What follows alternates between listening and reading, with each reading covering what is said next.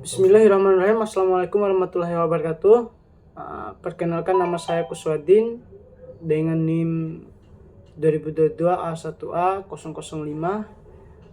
Sebelumnya di sini saya akan presentasikan terkait dengan pemahaman saya mengenai linguistik historis komparatif selama perkuliahan dalam satu semester dengan beberapa kali pertemuan selama masuk satu semester ini.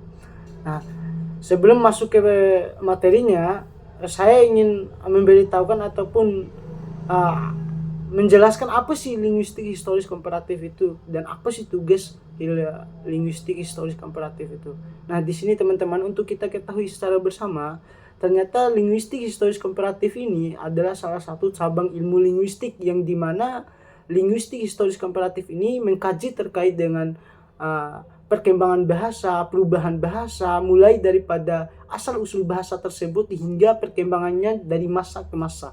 Karena bahasa Indonesia, teman-teman, itu tidak hidup di satu masa saja, melainkan dari masa ke masa hingga dari masa ke masa, dan bahasa juga ikut berkembang dari masa ke masa tersebut, teman-teman. Nah, selanjutnya kita akan masuk ke materi pertemuan pertama pada tanggal 8 Maret, yaitu bagaimana dosen kita, Ayahanda Pak Sulhan, itu bagaimana menyuruh kita untuk mengisi biodata, di mana ini sebagai perkenalan kita. Kemudian pada pertemuan 10 Maret membahas terkait tentang bahasa yang memiliki rumpun yang sama, kemudian membahas perbandingan terkait dengan unsur-unsur yang menunjukkan keakrabatannya. Kemudian yang kedua, mengkonstruksikan bahasa pada bahasa proto atau bahasa purba. Nah, untuk kita ketahui secara bersama, teman-teman, ternyata bahasa purba ini adalah bahasa pada zaman lampau, ataupun bahasa proto ini adalah awal mula bahasa itu terjadi, teman-teman. Nah, kemudian membahas dan mencari pusat-pusat penyebaran bahasa Indonesia. Ya, bahasa proto. Kemudian pada pertemuan Senin 14 Maret membahas terkait buku yang pernah kita baca sebagai kenapa dosen mengisi waktu dengan membahas buku yang pernah kita baca ini, supaya apa? Supaya kita itu termotivasi dalam pembelajaran, dalam dunia akademik maupun organisasi. Dalam pertemuan ini pula dosen memberikan sedikit wejangan terkait bagaimana sih pentingnya dalam membaca buku untuk membuka jalan pikiran kita. Karena secara kita ketahui secara bersama, teman-teman, bahwasannya buku itu salah satu jendela ilmu yang ada di dunia ini.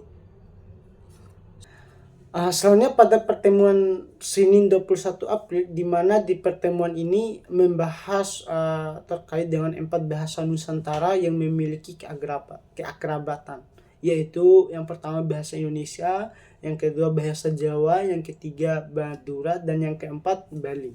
Akan tetapi, teman-teman, secara seperti yang kita ketahui bersama, akan tetapi perkembangan 4 bahasa tersebut tidak menutup kemungkinan memiliki perbedaan dalam perkembangannya. Karena secara peta wilayah, teman-teman, seperti yang kita ketahui secara bersama, peta wilayah keempat bahasa tersebut itu tumbuh dan berkembang dalam pulau-pulau yang berbeda dan terpisah jauh.